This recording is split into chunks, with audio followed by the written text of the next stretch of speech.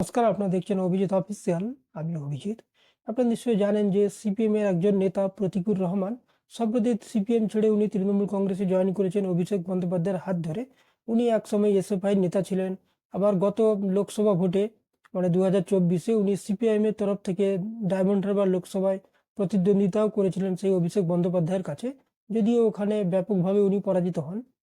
সম্প্রতি একটা খবর প্রকাশ হয়েছিল যে উনি সিপিএম রাজ্য সম্পাদক মোহাম্মদ সেলিমের কাছে একটা চিঠি লিখেছেন, তাতে উনি সিপিএম ত্যাগ করার কথা জানিয়েছেন। তো তারপর থেকে একটা গুঞ্জন চলছিল যে উনি সিপিএম ত্যাগ করে হয়তো তৃণমূল কংগ্রেসে যোগদান করবেন, এই ধরনের গুঞ্জন চলছিল। তো তার সে গুঞ্জনটা শেষ হয়েছে। সম্প্রতি উনি অভিষেক বন্দ্যোপাধ্যায়ের হাত ধরে তৃণমূল কংগ্রেসে জয়েন করেছেন এবং জয়েন করার পরে উনি জানিয়েছেন যে টিকিটের আশায় উনি তৃণমূল কংগ্রেসে জয়েন করেননি।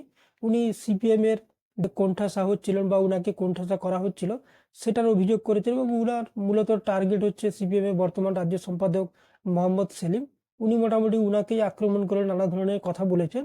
তো সম্প্রতি যেটা জানা যাচ্ছে যে মোহাম্মদ সেলিম মানে উনার সম্বন্ধে অবশ্য তেমন কিছু বলেননি, কিন্তু উনি যেটা অভিযোগ করছেন যে মোহাম্মদ সেলিমই এক প্রকার মানে আকার ইঙ্গিতে এটাই বলছিলেন যে সিপিএম এর মধ্যে উনাকে মোহাম্মদ সেলিমই কোণঠাসা করছিলেন, তার জন্য উনি ছাড়ছেন। তো সেটা যাই হোক, কিন্তু সিপিএম এর উনি গঠনতন্ত্র ইত্যাদি নিয়েও নানা প্রশ্ন করেছেন। তো এটা নিয়ে কিন্তু প্রশ্ন থেকেই যায়, সিপিএম এর যে গঠনতন্ত্র রয়েছে তার মধ্যে যে ত্রুটি রয়েছে এবং কোনো নেতা যে ঝট করে বড় হতে পারবে না সেটাও বোঝা যাচ্ছে। এবং প্রতীকুর রহমান যেহেতু একজন কম বয়সী ইয়ং নেতা, তার সামনে একটা ভবিষ্যৎ রয়েছে, এমএলএ এমপি মন্ত্রী হওয়ার আশাও থাকতে পারে, না থাকাটা কোনো মানে থাকাটা কোনো ভুল নয়।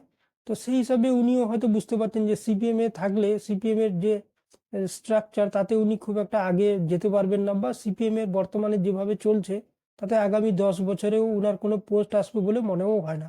তো সেই হিসাবে উনি হয়তো ভেবেছেন যে তৃণমূল কংগ্রেসে গেলে কিছু কাজ করতে পারবেন বা কিছু এমপি এমএলএ মন্ত্রী হতে পারেন। এবং যেটা শোনা যাচ্ছে যে তৃণমূলের তরফ থেকে উনি হয়তো রাজ্যসভায় তৃণমূলের টিকিটে যাবেন, রাজ্যসভার সাংসদ হবেন।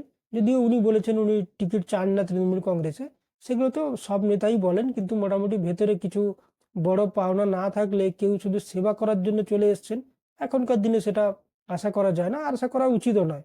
তো উনিও একজন ইয়ং নেতা, তো উনিও যদি আশা করে আসেন তো অসুবিধা কিছু নেই। এর আগে আমরা দেখেছি বাম দল থেকে কানাইয়া কুমার কংগ্রেসে চলে গেছেন। আবার আমাদের রাজ্যে আপনারা যদি দেখেন ঋতব্রত বন্দ্যোপাধ্যায়, যদিও তিনি সিপিএম এর রাজ্যসভার সাংসদ ছিলেন, তারপরে উনার নামে অভিযোগ হয়েছিল, পার্টি থেকে উনাকে বহিষ্কার করেছিল। তারপরে উনি যথারীতি আবার তৃণমূল কংগ্রেসে চলে গেছেন, এখনো তৃণমূল কংগ্রেসের একজন ট্রেড ইউনিয়ন নেতা। তো সেই প্রতীকুর রহমানের শেষ পর্যন্ত তৃণমূল কংগ্রেসে যোগদান করলেন, যদিও উনি মোহাম্মদ সেলিম সম্বন্ধে অনেক কথা বলছেন, কিন্তু বাস্তবে মোহাম্মদ সেলিম কিন্তু এতটা খারাপ মানুষ না, যথেষ্ট ভালো রাজনীতিবিদ, একজন সুন্দর কথা বলেন বা উনার সততা নিয়েও কোনো প্রশ্ন ওঠে না। হ্যাঁ, যেটা সিপিএম এর গঠনতন্ত্র নিয়ে উনি প্রশ্ন তুলেছেন সেটা কিন্তু প্রশ্ন তোলা স্বাভাবিক, সিপিএম এর মধ্যে এই স্ট্রাকচারাল কিছু প্রবলেম তো অবশ্যই রয়েছে। তো প্রতীকুর রহমান তৃণমূলে যে গেছেন, তো তাতে উনারও ফায়দা হবে, তৃণমূল কংগ্রেসের ফায়দা হবে। সিপিএম এ প্রতীকুর রহমান থাকলে উনি কোনো পোস্ট পেতেন কিনা, কবে পেতেন তার কোনো গ্যারেন্টি নেই। কিন্তু তৃণমূল কংগ্রেস যেহেতু এই মুহূর্তে রুলিং পার্টি এবং আগামী 26-এও সবাই আশা করছে যে হয়তো ভালো ফল করবে, তো সেই হিসাবে প্রতীকুর রহমান হয়তো একটা ভালো পোস্ট পেতে পারে, সুযোগ সুবিধা পেতে পারে, এটা একটা ঘটনা। আর দ্বিতীয় সব থেকেও যদি বড় কারুর ফায়দা হচ্ছে সেটা হচ্ছে তৃণমূল কংগ্রেসের। আপনারা জানেন 2011 সালে বিধানসভা ভোটের পর থেকে তৃণমূল কংগ্রেস একচাটিয়া সংখ্যালঘুদের ভোট পেয়ে আসছে। 2021-এ তো ম্যাক্সিমাম মানে মুসলিম সম্প্রদায় বা সংখ্যালঘুর ভোটটা তৃণমূল কংগ্রেসই পেয়েছে। এই কারণে সংখ্যালঘু অধ্যুষিত এলাকায় তৃণমূল ব্যাপক ফল করেছিল। কিন্তু সম্প্রতি দেখা যাচ্ছে তৃণমূল কংগ্রেসের উপরে একটা সংখ্যালঘু সম্প্রদায়ের মোহভঙ্গ হচ্ছে বিভিন্ন কারণে।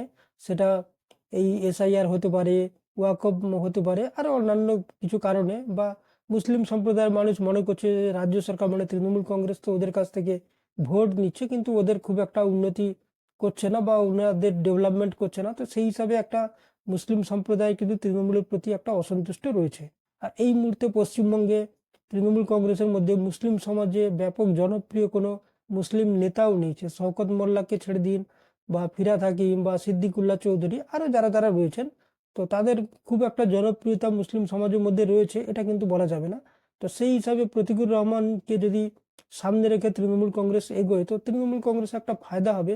প্রতীকুর রহমান আর যাই হোক কোনো দুর্নীতিগ্রস্ত বা কোনো সাম্প্রদায়িক বা কোনো মার দাঙ্গা বা কোনো গন্ডগোলের মধ্যে জড়িত নয়, একদম সহজ সরল ছেলে, ক্লিন ইমেজের, শিক্ষিত ছেলে, মার্জিত ভদ্র ছেলে। তো সেই হিসাবে মুসলিম সমাজে কিন্তু ওর একটা জনপ্রিয়তা এমনিতে রয়েছে, আরও কিন্তু বেড়ে যাবে, এবং তার এই জনপ্রিয়তা দিয়ে হয়তো তৃণমূল কংগ্রেসও কিন্তু ফায়দা পাবে।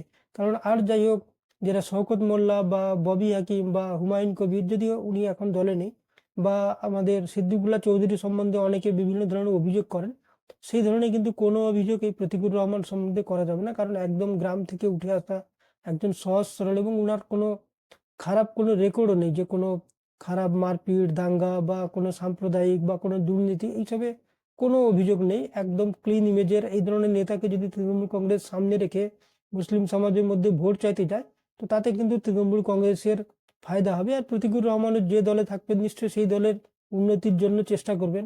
তাতে কিন্তু আলটিমেটলি প্রতিকুর রহমানের থেকেও আমার মনে হয় সব থেকে বড় ফায়দা হবে তৃণমূল কংগ্রেসের মধ্যে।